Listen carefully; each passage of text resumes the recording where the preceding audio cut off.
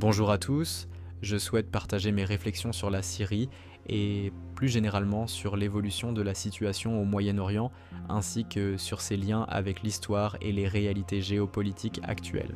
Alors, Donald Trump a récemment déclaré dans une interview que la situation en Syrie était incertaine pour le moment, mais qu'à son avis, la clé de l'avenir du pays se trouvait entre les mains de la Turquie.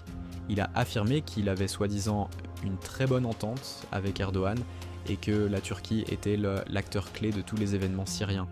Trump a souligné que les Turcs souhaitaient contrôler la Syrie depuis 1000 ans et que ceux qui sont actuellement au pouvoir étaient, selon lui, contrôlés par la Turquie, ce qu'il considère comme normal. Analysons cela. Il y a 1000 ans, sur le territoire de la Syrie actuelle, il y avait rivalité entre l'Empire byzantin et le califat arabe. La Turquie, en tant qu'État, n'existait tout simplement pas. De même, la Syrie d'aujourd'hui, en tant qu'État moderne disposant de toutes ses institutions, d'un gouvernement, de la collecte d'impôts, d'un trésor, d'écoles, d'hôpitaux, etc., n'a vu le jour qu'en 1918. Certes, dans l'Antiquité, on y trouvait différentes entités étatiques, et c'est l'une des premières civilisations de l'humanité qui s'y est développée.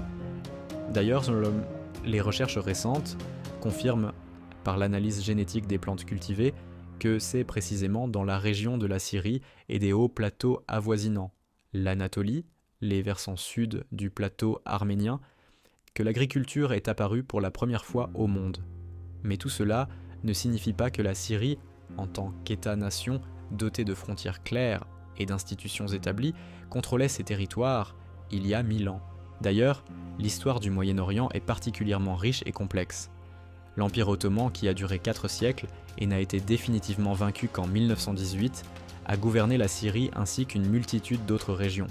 L'Égypte, la Libye, l'Irak, une grande partie de la péninsule arabique, y compris ce qui correspond aujourd'hui au territoire de l'Arabie saoudite. À l'est, il était limitrophe de l'Empire perse, contre lequel il a mené une lutte séculaire. C'est au XVIe siècle, lors de la fameuse bataille de Chaldiran 1514, que les troupes ottomanes, armées de fusils à feu en salve, mirent en déroute la cavalerie perse des Kizilbash. Cet événement fut un tournant pour toute la région. Une frontière claire s'est formée entre l'Empire ottoman et la Perse, et l'ensemble du territoire de la Syrie, de l'Irak, ainsi qu'une grande partie de la péninsule arabique, sont passés sous domination ottomane. Et c'est précisément à cet héritage que certains nationalistes turcs font aujourd'hui référence lorsqu'ils affirment que de nombreuses terres, y compris par exemple la Crimée, ont un jour été les nôtres. On raconte qu'Assad lisait chaque jour pendant de longues heures les rapports de plusieurs services de renseignement et de contre-espionnage qui se surveillaient mutuellement. De la sorte, il prévenait toute nouvelle conspiration ou tentative de coup d'État. Quant au transfert du pouvoir, il comptait le confier à son fils, Basile. Ce dernier menait une vie de prince, typique sous l'aile d'un père autoritaire. On disait qu'il aimait les voitures de luxe, la vie fastueuse, les chevaux, et qu'il avait un tempérament impulsif. La police ne l'arrêtait jamais, même en cas d'infraction grave au code de la route, parce qu'il était le prince. Mais une loi s'est finalement montrée plus forte que l'autorité de son père, la loi universelle de la gravité. Un jour, il a pris la route à toute vitesse, a raté un virage, sa voiture a quitté la route, et Basile est décédé. Il avait pu contourner de nombreux interdits, mais pas les lois de la physique. La mort de Basile a mis fin au projet de Hafez el-Assad de transmettre le pouvoir à son fils aîné. On a donc dû faire appel en urgence à l'autre fils. Bachar, qui vivait alors à Londres, où il faisait ses études, s'était marié à une femme belle et influente, et se tenait loin de toute cette routine dictatoriale. À la mort de Hafez el-Assad, en 2000, Bachar a hérité du pouvoir, même si de toute évidence il n'y était pas vraiment préparé. Au début, en fait, beaucoup ont pensé qu'il serait un libéral, mais la logique du système clanique et mafieux est restée la même. Bachar a maintenu en place toutes les structures de sécurité et les mécanismes familiaux de gouvernance hérités de son père, et n'a fait que poursuivre la politique répressive par crainte de voir son pouvoir s'effondrer. Lorsque, en 2011, les manifestations du printemps arabe ont éclaté au Moyen-Orient, la Syrie a également pris feu. Les gens sont descendus dans la rue pour réclamer des changements, et le régime a répondu par la répression. Rapidement, la situation a dégénéré en guerre civile, dans laquelle des acteurs extérieurs ont fini par s'impliquer. C'est ainsi que l'on se retrouve aujourd'hui avec une véritable catastrophe où de multiples forces s'affrontent. L'armée d'Assad, des groupes d'opposition dispersés, des islamistes radicaux, des Kurdes, des pays de la région et d'ailleurs, l'Iran, la Turquie, l'Arabie Saoudite, la Russie, les États-Unis sont eux aussi intervenus.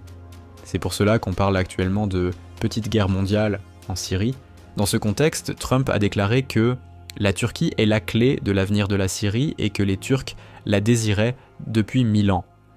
Mais si l'on considère la réalité des rapports de force, on voit que, bien que la Turquie soit un acteur de premier plan, notamment grâce à son armée et à son influence, elle est loin d'être le seul. Les intérêts en Syrie sont trop nombreux pour les ramener à la seule Turquie.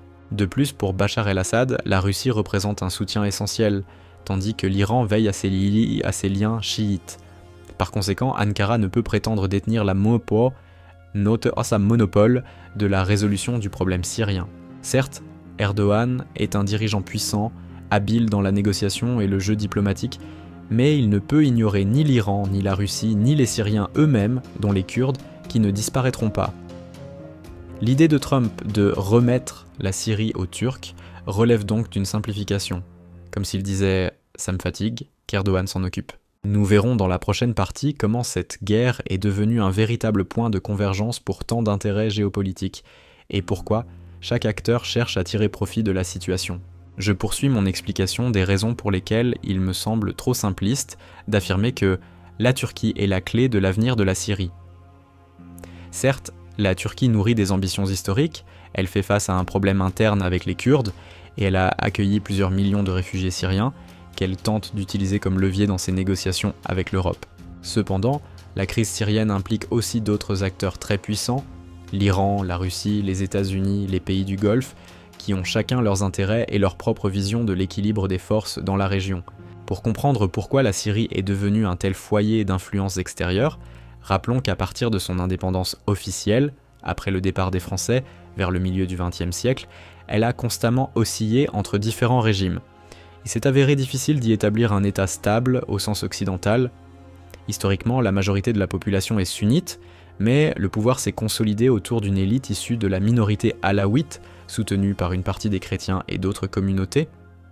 Pour ces groupes, il était avantageux que des officiers provenant de catégories sociales peu valorisées parviennent au pouvoir, car ils cherchaient alors un appui social solide.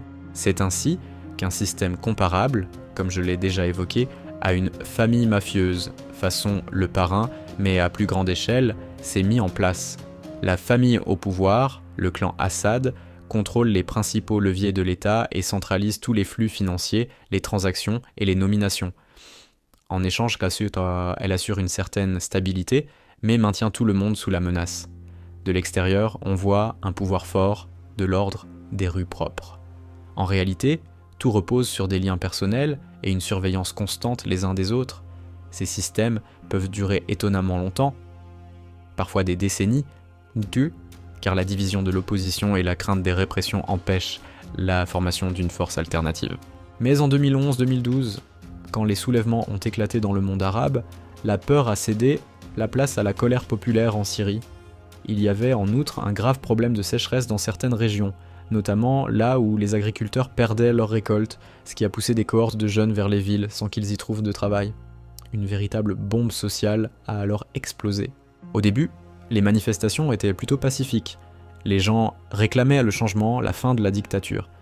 Mais lorsque l'armée et les services de sécurité ont entrepris une répression violente, une partie des manifestants a pris les armes. Des islamistes radicaux sont ensuite entrés dans la danse. Des soutiens extérieurs ont fourni des armes à certains groupes. Le régime, de son côté, a engagé tous ses moyens, y compris l'aviation et l'artillerie. La guerre civile s'est intensifiée, impliquant diverses factions. Parallèlement, la population kurde du nord de la Syrie, voyant que le gouvernement central était affaibli et principalement occupé à lutter contre l'opposition et les islamistes, a décidé de prendre le contrôle de ces régions. Les Kurdes ont constitué des unités d'autodéfense, qui ont tenu bon face aux extrémistes. Ils ont conquis toute une bande de territoire le long de la frontière turque, formant de facto une autonomie. Pour Ankara, cela représentait une menace, car la Turquie compte elle-même d'importantes régions kurdes, où couve un conflit avec les séparatistes kurdes. Il était donc impensable pour elle de rester les bras croisés en voyant à sa frontière l'émergence d'un quasi-État bénéficiant d'un soutien international. Ajoutons à cela la ceinture chiite, l'Iran, des groupes chiites en Irak et une partie du pouvoir alawite en Syrie, qui inquiètent les États sunnites comme l'Arabie Saoudite et le Qatar. Sans oublier Israël qui a toujours ses propres raisons, éviter qu'émergent à ses frontières ou à proximité des forces susceptibles de l'encercler de manière menaçante, surtout si elles sont liées à l'Iran. Vient ensuite l'Union européenne, qui redoute de nouvelles vagues migratoires et des attentats. Enfin, la Russie, qui a vu là une occasion d'ancrer sa présence dans la région, de démontrer son poids militaire et politique sur la scène internationale et de conserver un allié pro-russe, Damas, tout en renforçant sa position en Méditerranée. Regardons maintenant Trump et ses déclarations. Il dit en substance « Nous pouvons nous entendre avec Erdogan. Erdogan est un leader fort, doté d'une armée puissante. Laissons les Turcs régler la situation en Syrie, ils connaissent ce territoire, cela fait 1000 ans qu'ils y sont. » Le problème, c'est que pour les Syriens et pour les autres acteurs extérieurs, cela revient en fait à reconnaître ouvertement la domination turque. Cela peut arranger certains, mais pas d'autres. Et puis la Turquie elle-même n'est pas exempte de soucis, elle fait face à de multiples différends avec la Grèce, avec les Chypriotes, avec les Arméniens, avec les Kurdes, et elle est confrontée à une opposition politique interne. Ainsi, affirmer que la Turquie est la clé de la Syrie peut sembler convaincant à première vue, mais son application concrète risque d'alourdir encore la complexité des conflits dans la région. D'autant que le sort du régime d'Assad ne dépend pas uniquement d'Assad lui-même, ni d'Erdogan, ni de Trump. Il y a aussi l'influence de l'Iran et de la Russie qui a trop investi dans la campagne syrienne pour s'en retirer du jour au lendemain. Erdogan, bien sûr, est un fin stratège, il sait manœuvrer, négocier, faire preuve de fermeté dans certaines situations et tenir des discours grandiloquents à destination de son public interne dans d'autres. Mais il ne possède pas de baguette magique. Trump, lui, cherche à déléguer une partie des responsabilités car les États-Unis ont de plus en plus de mal à maintenir leur présence militaire à large échelle à travers le monde. Ils souhaitent réorganiser leurs ressources et se concentrer davantage, par exemple, sur l'endiguement de la Chine. Un autre point crucial concerne la crise humanitaire et le potentiel retour des réfugiés. Plusieurs millions de Syriens se sont installés en Turquie, en Jordanie, au Liban, et nombre d'entre eux ont poursuivi leur route vers l'Europe. Cela a entraîné de vives controverses au sein de l'UE, rappelons les réactions de plusieurs États face à l'afflux de migrants. Au départ, l'Europe a probablement sous-estimé l'ampleur du problème, mais peu à peu, elle a pris conscience que la Syrie est l'une des principales sources de réfugiés, d'où un intérêt croissant pour un règlement du conflit. Les Européens sont prêts à des compromis pour empêcher de nouveaux afflux. Erdogan en est conscient et rappelle périodiquement qu'il tient la vanne, retenant des millions de réfugiés sur son territoire. Si cette vanne venait à s'ouvrir, ces gens se dirigeraient massivement plus loin. C'est un levier de pression. Dans le même temps, la guerre en Syrie a donné lieu à de nombreuses tractations extérieures. Comme mentionné, la Russie, en soutenant Assad, a considérablement renforcé ses positions et la Turquie a pu obtenir du Kremlin une certaine compréhension sur d'autres dossiers. Certains observateurs estiment que le conflit du Karabakh et l'offensive turque dans le Caucase du Sud ont été en grande partie facilités par le fait que la Russie n'a pas voulu s'opposer frontalement à Ankara, car ils devaient, ensemble, gérer la question syrienne. Il en a résulté une sorte de compensation géopolitique. Moscou est intervenu en Syrie, tandis que la Turquie a accru son influence au Caucase. Pour revenir à la question syrienne, au final, c'est un grand gâteau que se partagent plusieurs puissances majeures. La Turquie en fait partie, mais elle est loin d'être la seule. Chaque État y poursuit son propre intérêt. Même si les États-Unis veulent se désengager partiellement et céder une partie du terrain à Ankara, cela ne signifie pas que la Syrie devienne aussitôt une zone turque, car d'autres acteurs ne l'accepteront pas. Il faut également compter avec les Syriens eux-mêmes. Il y a à l'intérieur du pays de nombreuses communautés, et les Alaouites ne voudront pas se soumettre à des milices soutenues par Ankara, d'autant plus si ce sont d'anciens groupes islamistes, porteurs de revendications historiques. Les Kurdes refuseront de renoncer à l'autonomie qu'ils ont acquise. La majorité sunnite, pour sa part, est loin d'être unie. Il existe de multiples chefs, clans, commandants, politiciens en exil, avec des orientations diverses. À suivre,